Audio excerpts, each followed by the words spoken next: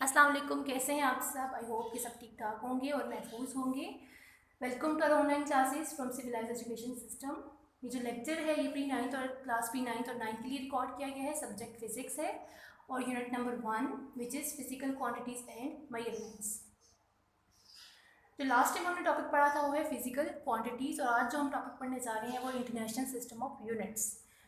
Measuring is not simply counting. For example, if we need milk or sugar, we must also understand how much quantity of sugar or milk we are taking about.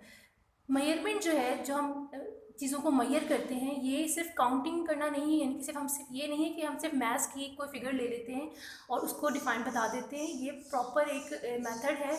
मिसाल के तौर पे अगर हमें दूध या sugar चाहिए, ठीक है, वी मस्ट अंडरस्टैंड, तो हम ये मस्ट हमारे लिए कंपलसरी है कि हमें पता हो कि कितनी क्वांटिटी शुगर की जो है वो हमें चाहिए और हम कैसे उसके बारे में बात करेंगे, कैसे उसके बारे में बताएंगे। Thus, there is need of some standard quantities for measurement or comparing unknown quantities. इस वजह से कुछ स्टैंडर्ड क्वांटिटीज़ की ज़रूरत पड़ती है ताकि अननोन क्वांटिटीज़ को कंपेयर करने के लिए या मेजर करने के लिए उनको इस्तेमाल किया जाए। Once a standard is set for a quantity, then it can be expressed in terms of that standard quantity. This standard quantity is called unit.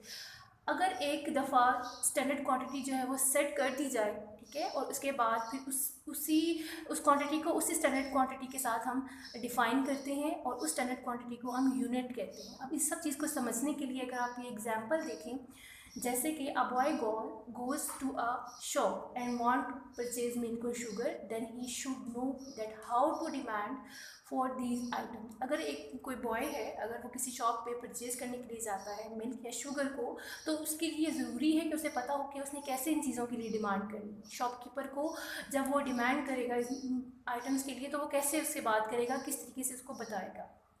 If he says I need 2 milk, अगर वो सिर्फ इतना कह दे कि आई need 2 milk, तो इस तरह से शॉपकीपर को उसकी बात समझ में नहीं आएगी। Then the shopkeeper will not be able to understand this his demand. And similarly if he demands for sugar and if he says I need 2 sugar, then it will again meaningless. तो अगर वो अपनी demand को इस तरह से रखे कि आई नीड 2 मिल्क या मुझे सिर्फ 2 मिल्क चाहिए या 2 शुगर चाहिए, तो इस तरीके से शॉपकीपर जो है वो उसकी बात को अंडरस्टैंड नहीं करेगा। अब यहाँ पे उसको ज़रूरत पड़ती है कि उसको अपनी नीड को या क्वांटिटी को बताने के लिए कोई यूनिट होना चाहिए उसके लिए, ताकि शॉपकीपर या कोई भी उसकी बात को अंडरस्टैंड कर सके या उसको खुद भी समझ आ सके कि एक्चुअली वो किस तरीके से उस चीज़ को डिफ़ाइन करेगा। अब जैसे आपको पता है कि मिल्क को हम मेजर करते हैं लीटर्स में और शुगर को हम केजीज में मेजर करते हैं, तो इस तरह से जो लीटर है वो यूनिट हो गया, ठीक है, किसको मेजर करने के लिए, मिल्क को मेजर करने के लिए या किसी भी लिक्विड को मेजर करने के लिए। और इस तरह से शुगर सॉलिड है, उसको मेजर करने के लिए हमने केजी का यूनिट यूज़ किया। इस तरह से केजी जो है वो यूनिट हो गया जिसको हम इस्तेमाल करेंगे डिफ़ाइन करने के लिए। Here he needs standard units to convey his message properly. Then he has to say that I need 2 liter milk or 2 kg sugar. इस जगह पे उसको स्टैंडर्ड क्वांटिटी या स्टैंडर्ड यूनिट की ज़रूरत पड़ती है ताकि वो अपनी बात को अच्छे तरीके से कन्वे कर सके। उसको ये कहना पड़ेगा कि मुझे 2 लीटर या 2 लीटर दूध चाहिए या 2 केजी जो है वो मुझे शुगर चाहिए। ओके, 2 लीटर मिल्क और 2 केजी शुगर। अब ये बात डिफ़ाइन हो रही है कि उसको कितनी क्वांटिटी चाहिए। ओके, सो इस तरीके से जो लीटर और केजी है ये बेसिकली यूनिट्स हैं जिनको हम इस्तेमाल करते हैं। या इस तरह के बहुत सारे डिफरेंट यूनिट्स हैं, जैसे किलोमीटर जिसको हम डिस्टेंस के लिए मेजर करते हैं, सेंटीमीटर जिसको हम लेंथ मेजर करने के लिए करते हैं, मीटर्स, ये सारे वो यूनिट्स हैं जिनको हम अपनी डेली लाइफ में यूज़ करते हैं डिफरेंट क्वांटिटीज़ को, डिफरेंट फिजिकल क्वांटिटीज़ को डिफ़ाइन करने के लिए, उनको मेजर करने के लिए। With the development in the field of science and technology, the need for the commonly acceptable system of units was seriously felt all over the world, particularly to exchange scientific and technical information. जैसे जैसे तरक्की करती गई science और technology, वैसे वैसे हमें ज़रूरत पड़ती की कि हम डिफरेंट चीज़ों को डिफ़ाइन करने के लिए ऐसे यूनिट्स बनाए, ठीक है, ऐसी ज़रूरत महसूस की और ऐसा यूनिट का सिस्टम बनाया जाए जो पूरी दुनिया में एक जैसा हो। जैसे कि अगर हम मिल्क को 2 लीटर ही या लीटर्स में हम उसको मेजर करते हैं, तो all over the world milk को जो है वो लीटर्स में ही मेजर किया जाता है। ओके।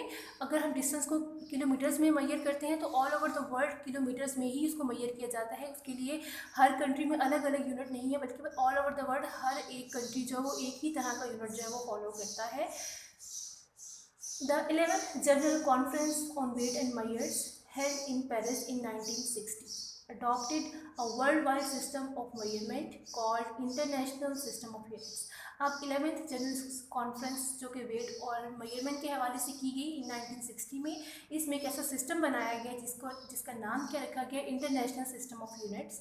और इस सिस्टम को हम शॉर्ट में SIB कहते हैं। The international system of unit is commonly referred as SI। और इस इंटरनेशनल का जो इंटरनेशनल सिस्टम है इसको हम शॉर्ट में SI के साथ भी डिफाइन कर देते हैं। ओके,